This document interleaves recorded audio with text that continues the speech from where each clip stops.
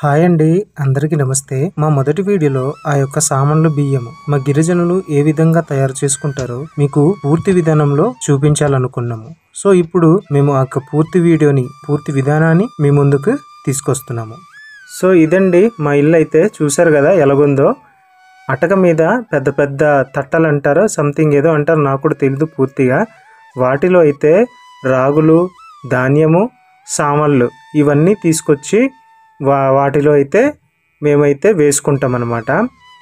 అది కావలసినప్పుడు మనకు వాటి నుండి కొంత అయితే తీసుకొని ఎండబెట్టుకొని ఇలాగా ఈ విధంగా అయితే తీసుకొనేసి ఎండబెట్టుకొని మిగతా ప్రాసెస్ అనేది జరుగుతుందండి. సో ఈ వీడియోలో పూర్తిగా ఎలాగుంటుందో, ఏ విధంగా తయారు చేస్తారో, చిన్న రాగులు చిన్న బియ్యం తయారవుతుంది, ఎలాగొస్తుందో ఈ పూర్తి వీడియోలో చూసేద్దామండి. చాలా ఇంట్రెస్టింగ్ ఉంటుంది.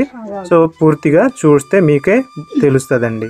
ముందుగా మా ఛానల్ని ఎవరైతే కొత్తగా చూస్తున్నారో ఇప్పుడే సబ్స్క్రైబ్ చేసుకొని మా వీడియో కనుక నచ్చినట్టయితే లైక్ చేయండి.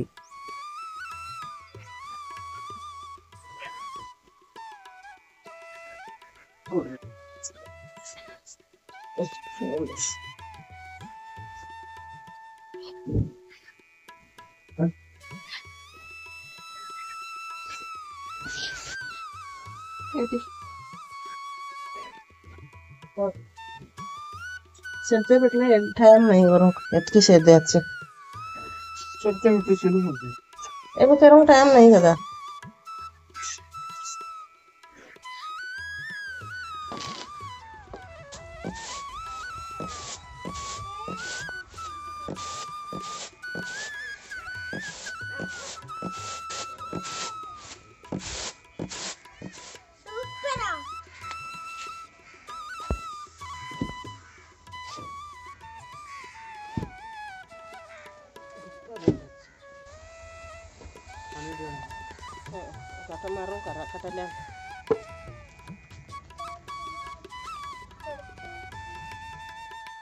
మన ఊరిలో పూర్వం నుంచి పెద్దలు ఎలా చేసేవారో అలానే మేము కూడా ఈరోజు సామాన్ల బియ్యం సిద్ధం చేసుకుంటున్నాము.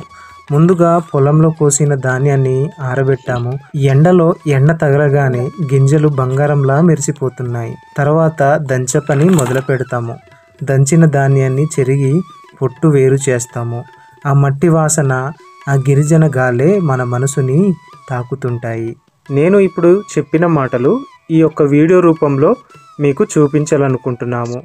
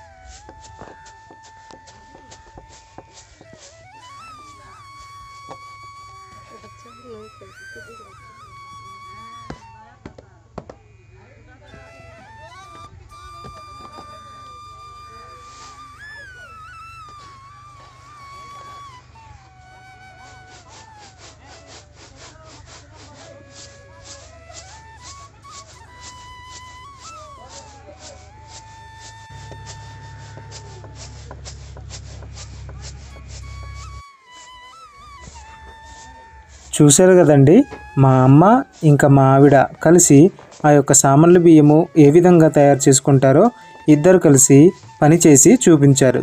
చివరగా మాకు సామాన్ల బియ్యం అయితే తయారైపోయింది. దీంతో మేము మటన్ కర్రీతో కలిపి తిన్నాము. టేస్ట్ అయితే చాలా బాగుంది. మీరు కూడా ఈ కాంబినేషన్తో ట్రై చేసి చూడండి. మీ అభిప్రాయం కామెంట్లో తెలియజేయండి. మా వీడియో నచ్చితే తప్పకుండా ఇప్పుడే లైక్ చేయండి. మన అరకు వ్లాగ్స్ అనే ఛానల్ని సబ్స్క్రైబ్ చేయండి. మళ్ళీ మంచి వీడియోతో మళ్ళీ కలుద్దామండి. బాయ్, ఉంటామండి.